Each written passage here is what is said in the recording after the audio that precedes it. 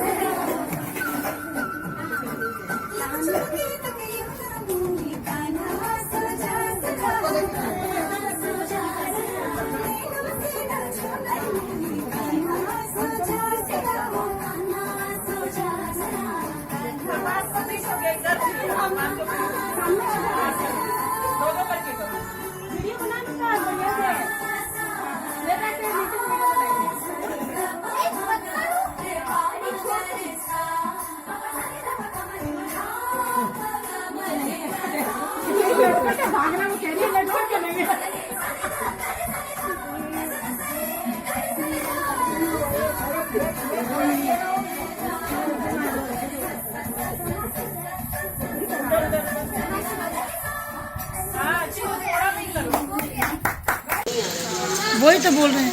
ये यशोदा का लल्ला सारी गोपियों को परेशान करते रहता है। अभी तक मेरे हाथों नहीं लगा है ना, एक बार लगे तब दिखाऊं उसे मजा। सारा काम भी करा लूं और माखन भी ना दूं।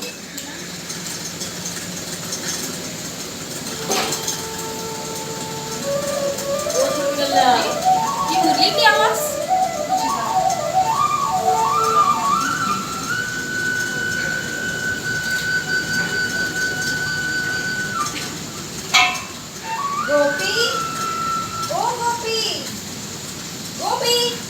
अरे कान्हा, तू कब आया? गोपी, तुम ये क्या कर रही हो गोपी? देख नहीं रहा, मैं थेपले बना रही हूँ, मुझे बहुत काम है। मैं तो यूं ही आ गया था तेरा हाल चाल पूछने।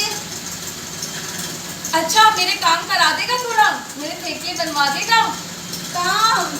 काम करा तो दूं, तो बदले में मुझे खाने क्या देगी? मैं माखन दूंगी तुझे खाने। माखन? कितने माखन देगी? तू जितने थेपले बनाएगा उतने माखन ले जाना। देख, बाद में हिसाब में गड़बड़ मत करना। अरे नहीं नहीं, तू एक थेपले बनाएगा, मैं एक गोबर की टिक्की तेरे गाल पे लगा दूंगी। जितनी टिक्कियां होगी उन्हें गिन के उस हिसाब से उतने ही माखन के लौंडे दे दूंगी। ठीक है गोपी। ले बना।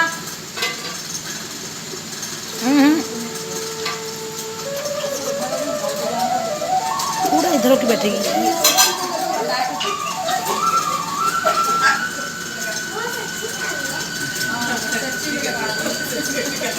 अरे इतने छोटे छोटे क्यों बना रहा है?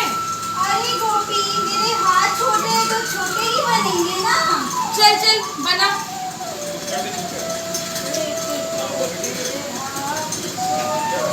और मैं थक गया हूँ गोपी, चल के लोरे साफ कर दे। अरे इतने से थपे फिर बिना तो थोड़े से ही लौटे मिलेंगे।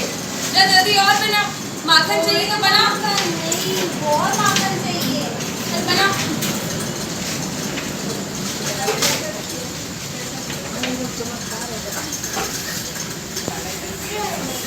अब कमर फूट गई है गोपी, तू हिसाब कर दे और नहीं बनेगा। हिसाब? कैसा हिसाब? जैसे तेरे हाथ छोटे वैसे तेरा चेहरा छोटा। सारी टिकिया तो मिल गई, मैं क्या गिनूं और क्या माखन दूंगी तुझे? दे जा यहाँ से। परेशान मत कर मुझे, दे दे सीधे सीधे मुझे माखन। जा, तेरा आईने में चेहरा तो देख। एक भी टिकी है जो तुझे गिन के माखन दूं? मेरे साथ चालाकी, रुक तुझे अभी मजा चखाता हूँ। अरे अरे ये क्या कर रहे है तू? क्या कर रहे? साफ बराबर कर रहा हूँ। ये माखन, सब माखन खाएंगे। ये गोपियाँ ठीक ही कहती है। यशोदा के लल्ला को तो कोई भी नहीं सक सकता। मुझे ही मूर्ख बना के चला गया ये तो। मजा आया? अरे ठहर, मैं बताती हूँ तुझे।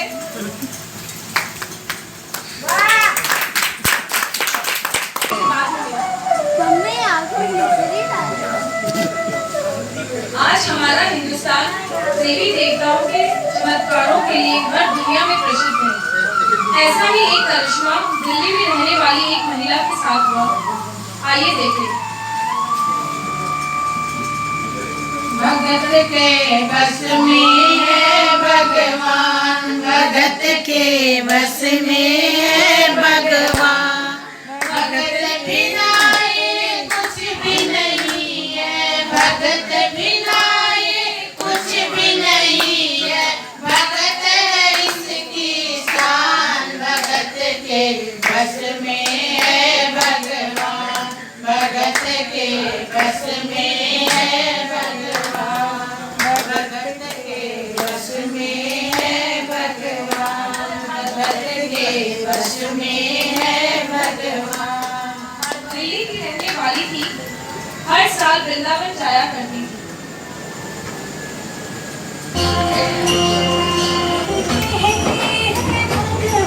दिल्ली की रहने वाली थी, हर साल वृंदावन जाया करती थी।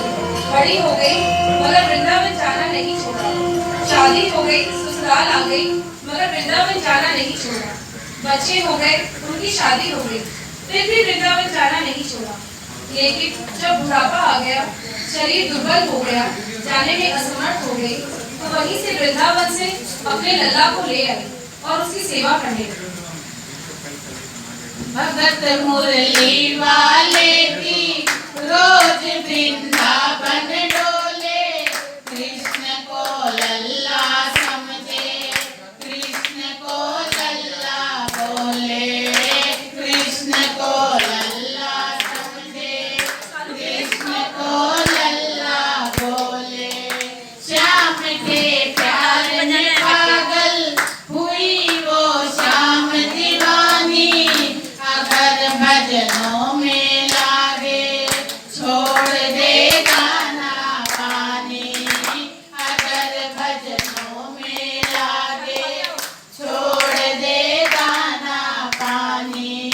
प्यार करन वो लागी उससे, प्यार करन वो लागी उससे, अपने पुत्र समान। भगत के बस में है भगवान, भगत के बस में है भगवान, भगत के बस में है भगवान। वो अपने कृष्ण लला को गले से लगा के रखे, हमेशा सजा कर रखे, लाड लगा कर रखे, हमेशा सजा कर रखे, लाड लड़ा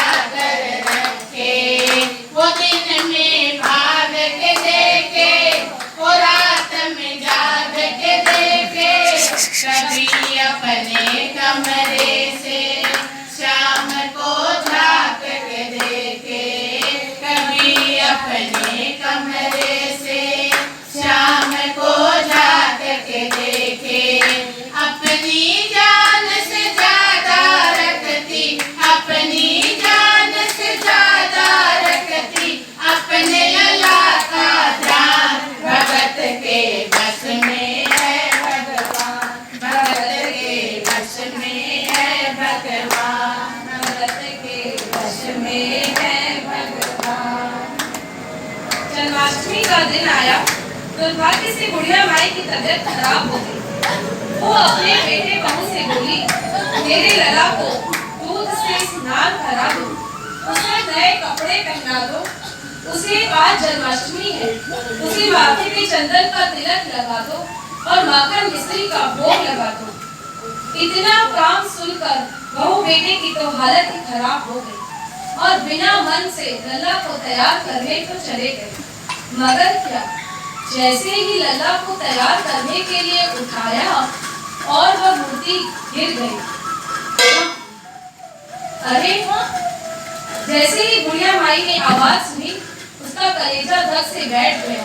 दौड़ी दौड़ी देखने आई, पूछा क्या हुआ? बेटे ने कहा, कुछ नहीं भैया, मूर्ति गिर गई थी, मगर हमने इसे कपड़ा पहना के बैठा दिया है, अब सब ठीक है, तू चिंता मत कर। मगर बुढ़िया को कहाँ संतोष होता। उसने कहा, इतनी ऊपर से मेरा लला गिरा है और तुम कह रहे हो कुछ नहीं हुआ। ओ लल्ला लल्ला पुकारे, क्या हुआ जुल्म हुआ रे, बुढ़ापा बिगड़ गया जी, लाल मेरा कैसे गिरा रे, बुढ़ापा बिगड़ गया जी, लाल मेरा कैसे गिरा रे। जाओ डॉक्टर को लाओ, हाल में हाल दिखाओ, अगर इसको कुछ हो गया मुझे भी मार गिराओ, अगर इसको कुछ हो गया मुझे भी मार गिराओ।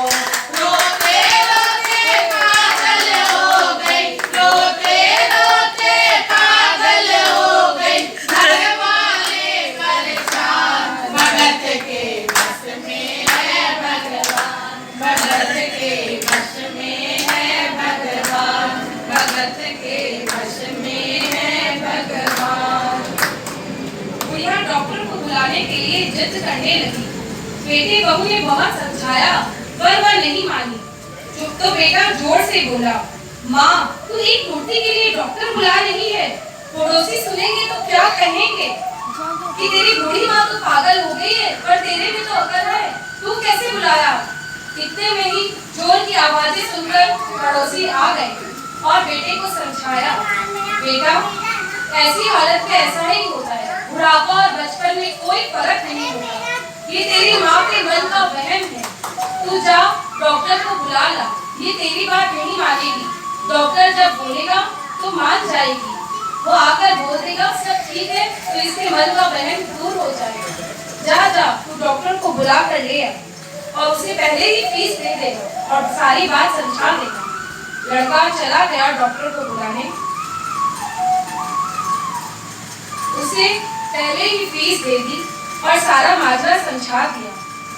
डॉक्टर आया, डॉक्टर ने आकर दूर से देखते ही लला को बूढ़ी माई से कहा कि लला तेरा ठीक है माँ।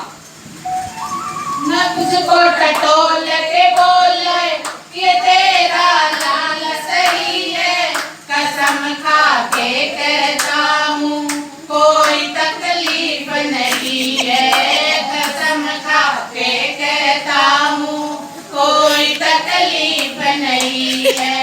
वो माता देख के बोले ये तेरा लाल सही है, माई चिंता मत करियो कोई तकलीफ नहीं है, माई चिंता मत करियो कोई तकलीफ नहीं है।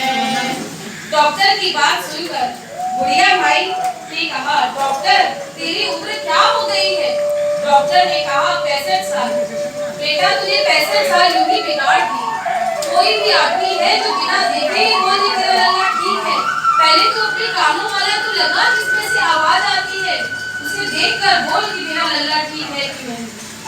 डॉक्टर ने जैसे ही स्टेथोस्कोप निकाल कर अपने कानों में लगाया और लल्ला की छाती के ऊपर रखा तो देखे क्या हुआ।